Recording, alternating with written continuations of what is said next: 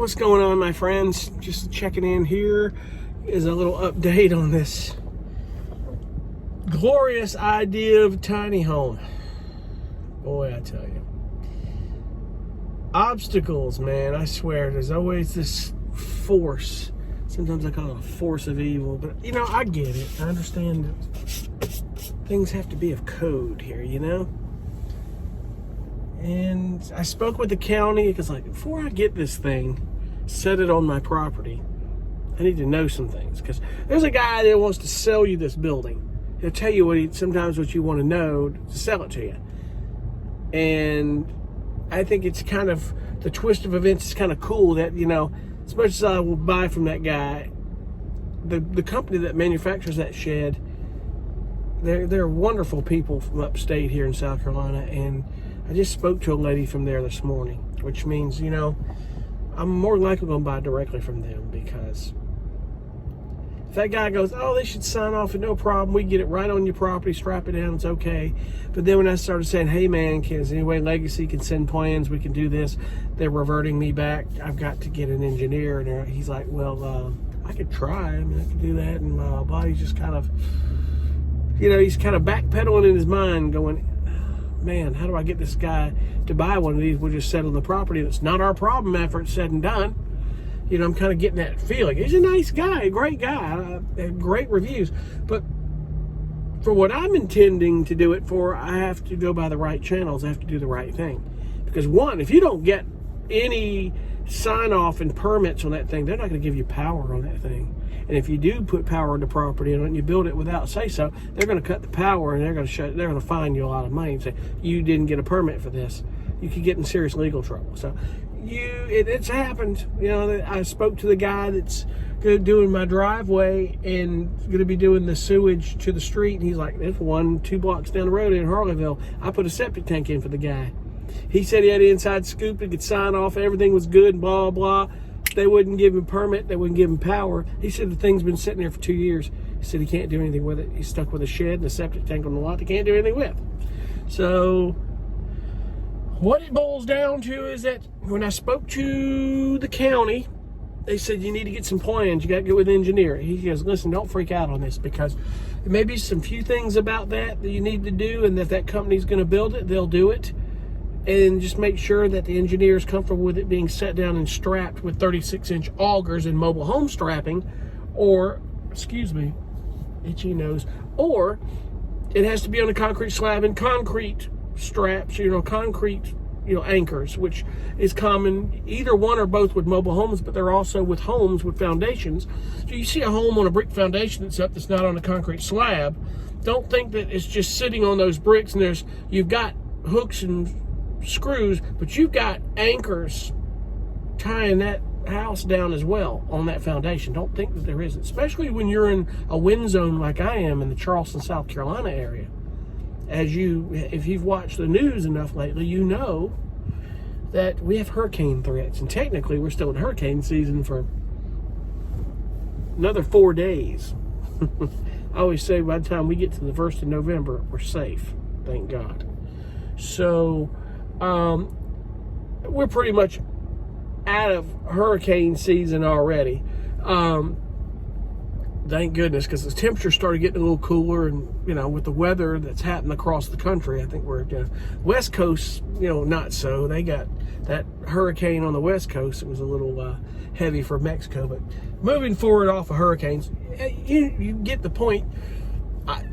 There are a different set of rules on how that thing needs to be strapped and tied down. Now, both the builder and both the guy selling it to me, which the guy wasn't trying to mislead me at this company selling it to me. Don't get me wrong here. But I just think that maybe there were some specifics that some people may have been doing it under, like, off-grid, and didn't tell him. He said, oh yeah, I signed off on it. He didn't know. But I have to make sure that an engineer and an architect tells me what I need to do on that deal. So the guy that's doing my driveway pretty much said, listen, I got a guy, he'll only charge you $500 or $600. And he drew me plans. He's pulling out the plans. He says, build me this office up in northern part of the county I live in there, St. George, and he said, in $600, and I've got the plans ready to roll and proceed to do this. But I've got to get with this guy and say, this is what I need to do. This is the company, and I need you to link you with them. And if there's anything about their units that they need to do, we can try to get it done. So here's the cool thing about this moving forward. I just got a call because I emailed that company that manufactures the buildings up in Pickens, South Carolina, which is outside of Greenville or somewhere in that area. She goes, listen, Chris, we'll work with the engineer architect. We can get that stuff done. It's probably going to be small details. We'll get it done. She goes, you can order because these things come with windows that are single pane that you don't want to use. She goes, you can order those dual pane windows from Lowe's or whoever you get them from, have them shipped to the plant, we'll put them in for you. They won't charge extra to put them in. They're just going to gotta put windows in anyway. If I supply the windows, they're going to put them in on the build. So I just need to buy the windows and get them shipped up there. So there's a good thing about that. So these guys are willing to make sure this thing is structurally sound, strapped, ready to go. Make sure you've got joist hangers for the floor. Make sure you got your truss hangers. Because I asked the guy at the shed place about these. Like, the way it's built, you don't need it. And I'm like, well, like they say, they build them for storage.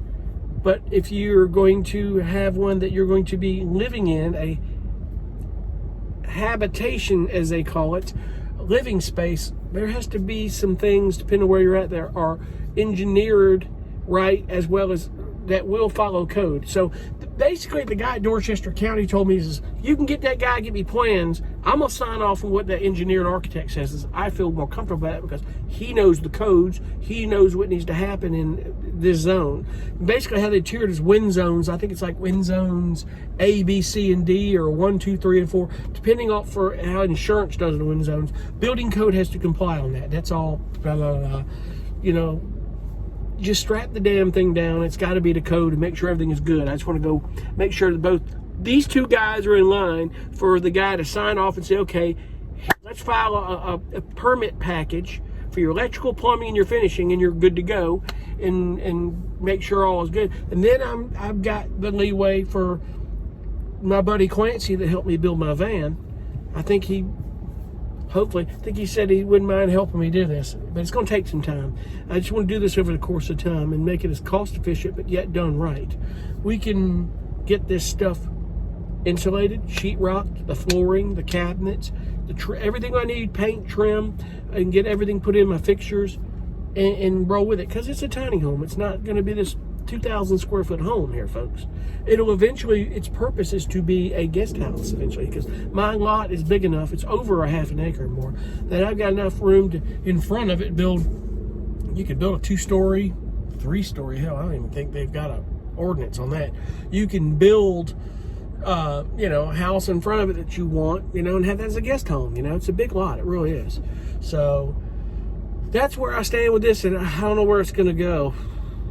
Another disappointment I don't need. But I think going this route would be very cool. And if they're willing to work with that engineer architect and do that, she's like, Chris, we can do that, everything right here in house for you. You let me know. And she was as delightful as she could be on that deal. I thought that was so cool. So my next step is call an architect engineer, get them involved, and go with this. Now, here's what I don't understand. If any of you have gotten on these Facebook groups with these shed to home conversions, house conversions, there's 2 or 3 Facebook groups out there. I've signed up to one Facebook group, and I start seeing these pictures, and I'm like, first of all, I see some of these people with these sheds that the siding is not the code. It's not that lap LP siding engineered where it's going to rot, just like that lady's video in Texas. She could figure out what was rotting. I said it's not treated. Termites were getting into it because it's not treated. It's not the material. Termites are going to eat it. With this LP siding, it's cedar base, and with it treated and painted and everything the way it's done and sealed, termites won't eat it. I think it's good for painting for every 10 years. You wouldn't have to paint it or something like that. It has radiant barrier in it, and the metal roof with the radiant barrier and everything tied in. These guys are already doing that, which I think is very cool. They're already thinking ahead that all this stuff is residential in mind anyway. So that's one advantage I've got. But I can't understand how these guys are getting around their building code. Like where they live, they must have some serious lax building code, or they don't care, or they're just doing it off grid, or doing it and not getting permits and hoping they don't get caught. Because I don't know how the hell, I posted on there, said, listen, is anybody here from South Carolina on here? Because I really don't know how y'all getting around not having to get an engineer to sign plans to your building inspector. Because your county here requires plans to make sure that everything is engineered and is safe up to building code. Because they're going to trust what architect and engineer tells them and make sure that everything is by code when they look at the plans and sign off on them.